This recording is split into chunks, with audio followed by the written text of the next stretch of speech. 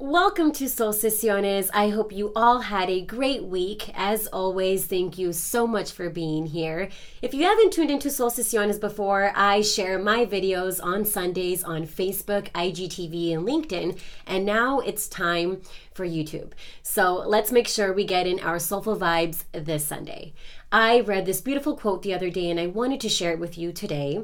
It said, "May you attract someone who can nourish your soul, nurture your vision, remind you of who you are, and elevate your spirit when necessary." It's important to remind ourselves of the energy we carry out and the energy we bring in. Whether it's friendships, family, or love, the energy we carry out into this world means so much. Let's be kind, and honestly, let's do our best to always do things out of a place of love. Today we're covering a bit on crystals. I have always loved crystals, and lately I've had the privilege of learning more about the meaning of crystals and the power they can have in our lives. They are so much more than pretty rocks. Crystals date back to the ancient Sumerians who used crystals in their magic formulas, and the ancient Egyptians used emerald, clear quartz, and turquoise in their jewelry. You can choose which crystals you want close to you, and the beautiful thing about crystals is we can infuse our homes and workspaces with positive healing vibes. Holding crystals or placing crystals on your body is believed to promote physical, emotional, and spiritual healing. Crystals do this by positively interacting with your body's energy field, also known as chakras.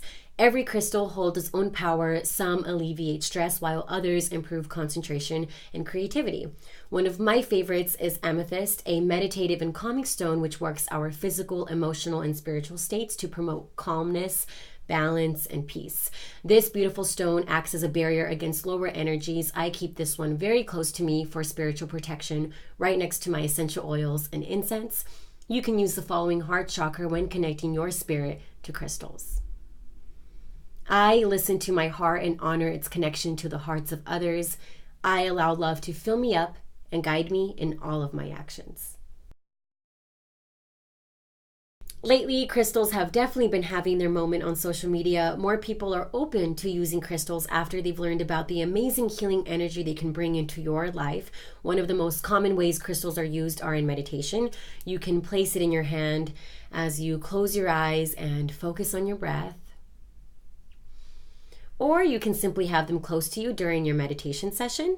Some people carry crystals with them, and by doing this, you can become more aware of the energy they carry. Leave it in your purse or pocket and take it out whenever you want to feel centered throughout your day. And you can also save space for crystals in your sacred space. Sacred spaces are intentional because they are now used during yoga and meditation practices.